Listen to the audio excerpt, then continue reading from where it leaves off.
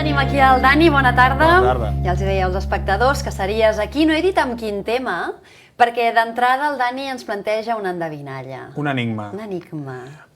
Ensenyarem 3 coses Va. que tenen alguna cosa a veure, però hem de saber quina cosa tenen a veure. Què tenen en comú? Atenció, primera imatge, va. A part que siguin metàl·liques, tenim això, Aquest que això, si la gent ho ubica, està al costat de Santa Maria del Mar. costat de Santa Maria del Mar, aquest, no sé, no vull dir res, no?, que pugui... Després que és de barra de ferro. una altra imatge, que A també veure. és una cosa metàl·lica. També és metàl·lic. Aquesta espècie de politja. Val. Això estaria al barri de Sant Pere. De Sant Pere. I la tercera I imatge... una tercera imatge, que és seria... aquesta estructura. Que segur que molta gent ho ha vist quan va córrer o va en bicicleta pel passeig marítim, Passeig al costat de marítim. l'Hospital del Mar, la Barceloneta. Ja dic, a part de ser metàl·liques, tenen una altra cosa en comú, aquestes 3 coses. Què tenen en comú aquestes 3 estructures, elements que trobem per la ciutat? Doncs ens ho descobreix tot seguit el Dani.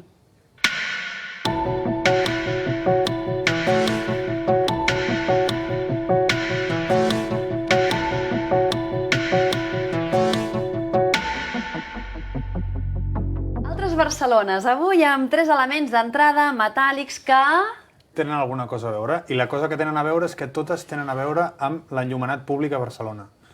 Una cosa és un taller, que explicarem què és una tallera, l'altra cosa és una politja per les llums d'oli, i l'altra cosa són les estructures dels antics gasòmetres de Barcelona de quan hi havia llum de gas. Però el que farem una mica serà un recorregut a través de la història de Barcelona per saber com ens hem il·luminat al llarg del temps. Clar, i en cada moment, cada un d'aquests elements, quin paper tenia. Quin paper tenia. Molt bé. Si anem a l'antiguitat, això de poder anar pel carrer de nit i que ens hi veiem és una cosa molt antiga, molt estranya. Normalment, abans funcionàvem amb l'horari solar, no? Si tu et llevaves quan sortia el sol, quan cantava el gall és perquè sortia el sol i t'anaves a dormir perquè no hi havia llum, i fins i tot tancar la muralla, ja no sé que fossis militar, o el pou que treia els pous negres, que vam parlar una vegada, no t'obrien la muralla, per tant, tothom a dormir. Quins eren els únics sistemes d'il·luminació que hi havia? Doncs, com hi havia capelletes, d'aquestes que encara queden algunes capelletes de Sants, doncs a vegades tenien ciris. Amb allò t'hi veies una mica. Però al principi era foscor i tothom a casa. Vull dir, ara ho tenim molt assumit que al carrer sortim i hi ha llum sempre, però no. Emergències en tenia alguna gent. Per això el que s'explica és que a principis del segle XIX o així el que hi havia era gent que anava amb unes torxes que eren com un taxi però de llum, no? Estaven amb unes torxes als principals llocs i tu els llogaves segons el recorregut i el consum de torxa que feien i acompanyaven a la gent. Era com una espècie com de serenos i fins i tot en situacions de guerra, com per exemple ara fa 300 anys, hi havia la companyia de la quietud que s'encarregava precisament d'anar amb fanalets vigilant que no passés res a la nit. Clar, a la foscor no t'hi veia res. Fins i tot hi ha una llegenda molt curiosa d'un cavaller que l'anaven perseguint per la zona propera a Santa Maria del Mar i va haver-hi un moment en el qual una d'aquestes capelles, la imatge va bufar els ciris, es va apagar i aleshores el cavaller es va poder escapar dels assassins i va poder fugir. Perquè veiem fins quin punt està implicat a la cultura popular. Carai, doncs aquí tenim la primera imatge de l'endevinalla, jo deia una barra de ferro, és el que deies un taller. Un taller o tallera, d'acord? Aquí el que hi havia era teies, no? És una cosa elevada, només s'obria els dies de festa, això. Això el tenim a Santa Maria del Mar. De fet, no sé si és una rèplica dels originals que hi hauria, perquè m'estanyaria molt que això ho aguantés des de l'època medieval. I el que hi havia era un senyor que amb una vara, des de sota, anava, diguéssim, posant bé les fustes, no? Aquí el tenim en un gravat, que això és un gravat d'una auca d'aquestes de Setmana Santa, que veiem que els nens estan mirant com aquest senyor encén les teies i des d'allà les col·locaven. Però era una cosa molt costosa, perquè, clar, anaven caient també les brases, però eren els dies de gran festa, no? És com obrir una foguera elevada. Una il·luminació especial. Aquí, com veiem, està sobre un pal, però també n'hi havia, com hem vist, que estaven a les façanes. Per tant, si veiem aquest tipus de coses per la ciutat, ja sabem per què servien. Molt bé. Hauríem d'anar mirant altres èpoques. Per exemple, arriba la llum d'oli. La llum d'oli sí que durarà moltíssim temps ja, i és una cosa que a dins les cases s'ha fet servir fins fa relativament poc, fins i tot segur que hi ha gent viva que ens està mirant ara mateix i se'n recorda. I la llum d'oli arriba a Barcelona en 1752. O sigui, al segle XVIII. Fins al segle XVIII havien funcionat d'aquesta manera, com dèiem.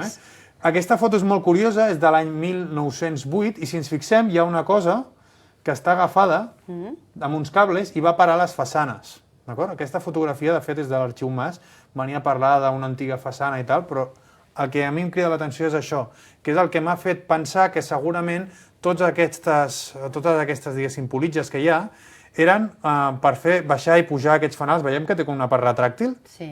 Doncs les politges serien per fer pujar i baixar els fanals d'olis per canviar diguéssim, l'oli i perquè també la gent no el robés, no? Diguéssim, això ho feien a Per tant, l'abat. la segona imatge que presentàvem en començar, que també era metàl·lica, era una d'aquestes politges. De fet, aquesta fotografia és de l'any 2006-2007, que una època em vaig dedicar amb un amic, l'Enric Borràs, a fer fotos de coses rares que trobàvem per Barcelona, per que no intentar sabíem què eren després. I al veure aquesta fotografia i veure que les coses anant de banda a banda sempre són simètriques, doncs segurament serviria per això, perquè sí que sabem que allò es pujava i baixava per un sistema de politges. Veiem que es veu molt decoradet, que es nota de principis de segle, ara són molt més funcionals i molt més minimalistes.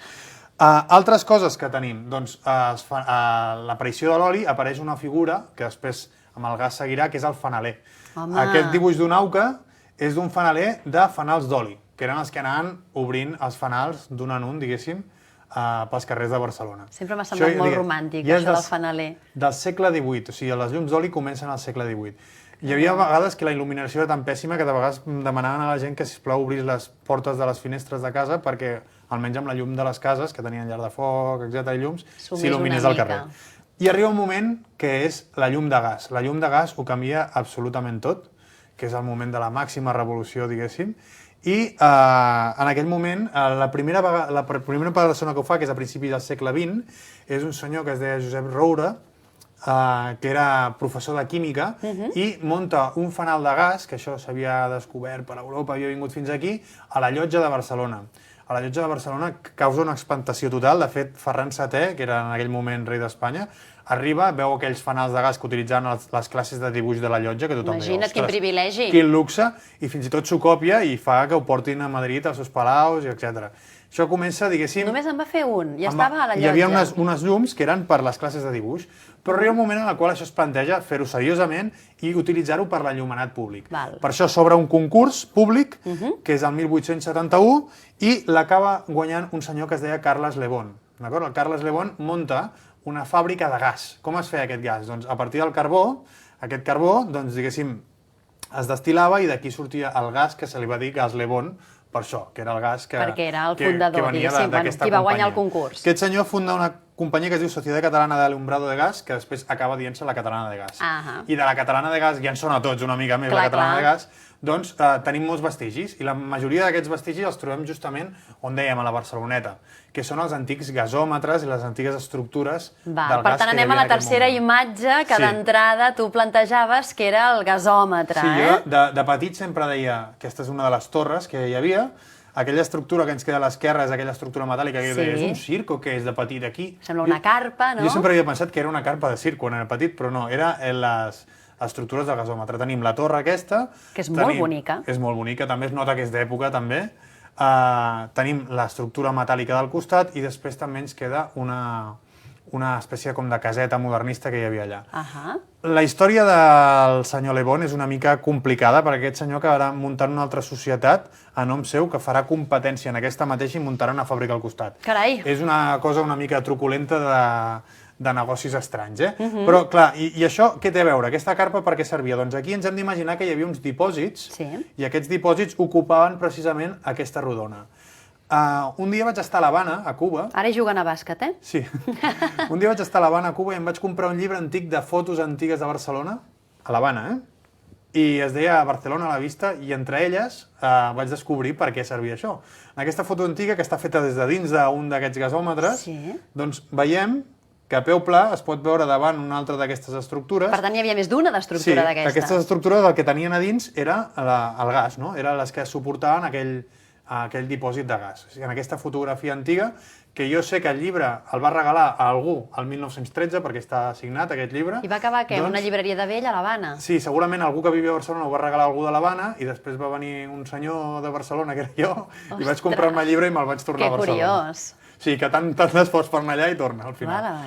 És un llibre que es pot trobar a les llibreries de però és xulíssima la foto, perquè es veu claríssim, el que explicaves. I, de fet, s'han arribat a fer maquetes de com era això. Hi ha maquetes que es pot veure perfectament com ocuparia tota aquesta estructura fabril, que la tenim aquí, veiem que tenim els gasòmetres aquí, tenim la torre aquesta que teníem aquí, i la caseta seria això que ens queda aquí, que seria aquesta part d'aquí, que ara és aquest equipament municipal.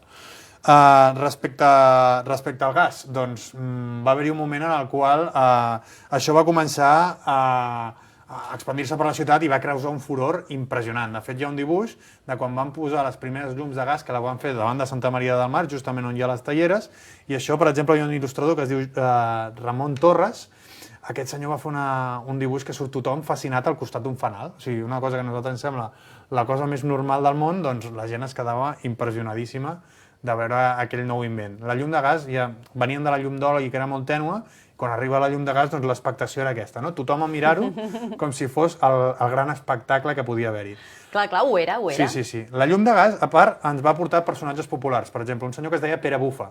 Qui era en Pere Bufa? En Pere Bufa era un senyor que deien que era molt alt i era una mica gamberro, i es dedicava a fer gracietes als nens perquè anava perseguint, i uns quants fanals enrere dels fanalers, dels que ensenien els fanals, bufava i apagava els fanals. O sigui, seria un punyetero, un incívic, però veiem aquí els nens que s'ho estan passant també bomba, veient com el Pere Bufa ho va apagant. Pel gamberro. Si ens fixem, el disseny del tipus de fanals era impressionant, Això hauria de ser de l'any 30 i pico, 1830 i pico, tenien formes com vegetals, molt naturistes, etc.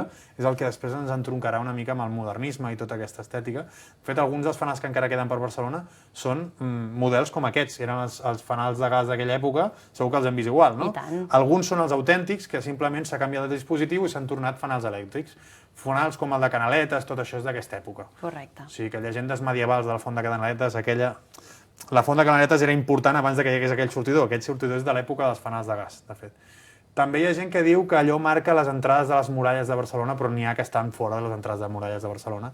Aquests fanal font, o sigui que no tindria res a veure. Per tant, ho desmentiríem, això? I aquí connectaríem amb un altre nou salt tecnològic, que seria l'electricitat, i connectaríem una carta misteriosa que vam rebre. Home, i tant! Aquí la vam ensenyar als espectadors, que havíem rebut una carta que no sabíem... No sabíem de qui era. Exactament, doncs perquè no hi havia firma, no hi havia remitent, i hi havia informació sobre això, l'enllumenat públic a Barcelona i l'electricitat. Que resulta que estàvem parlant en una secció sobre la mina Grot, que era aquell túnel subterrani que hi havia a Collserola, i jo vaig dir, com ha dit molta gent, que la llum elèctrica aquí la va posar la canadenca, la vaga de la canadenca... Ai, la vaga... La vaga és una altra cosa que li va passar.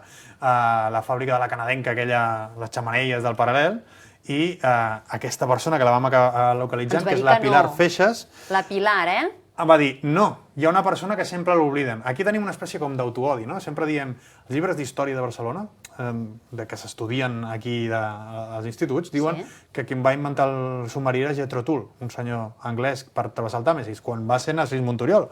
I els llibres de socials aquí ens ho expliquen. Doncs qui va portar la llum aquí... Qui va portar la llum aquí va ser un parent de la Pilar Feixas, que es deia Tomàs Josep Dalmau Garcia, i ajudat per un altre senyor que es deia Narcís Xifra, que era, diguéssim, l'enginyer que deixava tots aquests temes, i aquest és el senyor Dalmau, va ser el senyor que va portar el telèfon i l'electricitat, la llum elèctrica, tant a Barcelona com a tot Espanya. O sigui, de fet, la segona ciutat en utilitzar la llum elèctrica va ser Girona. O sigui que aquest senyor va ser un visionari. Què passa? Que amb el pas del temps ell el que va fer és un projecte molt mastodòntic que al final, quan van començar a sortir empreses que feien competència, ell ja va començar a provar la llum fins i tot abans que Edison inventés la bombeta. Era un arc voltaic, però clar, com ho va provar ell, es va quedar sec durant un temps, perquè no sabia fins quin punt il·luminava. O sigui, va ser pioner. I a partir d'aquí va començar a haver-hi una societat, que era la Societat Espanyola d'Electricitat, que la va muntar el senyor Dalmau i el senyor Xifra. El que passa és que, com explicàvem, van sortir diferents empreses que feien competència. Ell va dir, hem de tenir l'empresa més gran possible, i va començar a vendre accions, es van enganxar els dits, i al final va ser una empresa com inviable i va acabar absorbint-se per tota la canadenca, la Barcelona Traction i tot això. Però clar, no només això, sinó que va caure en l'oblit. Va caure totalment en l'oblit, i jo crec que des d'aquí li hem de fer un petit homenatge. I també, com a curiositat, el pare de la Pilar va morir justament d'un infart quan venia de buscar papers per investigar la història dels seus familiars quan estava muntant aquest arbre genealògic. Jo crec que és una història... D'aquí que la Pilar, home, i tant, hagi volgut fer un homenatge al seu pare i, òbviament, també al seu parent pioner de l'arribada de l'electricitat aquí. Són aquelles coses maques que passen a la televisió de vegades que ens ajudem entre els que estem aquí i els que estan a l'altra banda. Surten històries molt maques. Sumem. Doncs escolta, fantàstic. Òbviament aquesta història la trobareu penjada també al teu blog, Altres Barcelones, amb tots els detalls i amb tota aquesta documentació també. I aquí queda dit i fet l'homenatge i moltes gràcies a la Pilar per haver compartit amb nosaltres aquesta secció. Gràcies. La setmana que ve més, no? Ja ens acostem a l'estiu i ja quasi acabem. Gràcies, Dani. Vinga, vagi bé.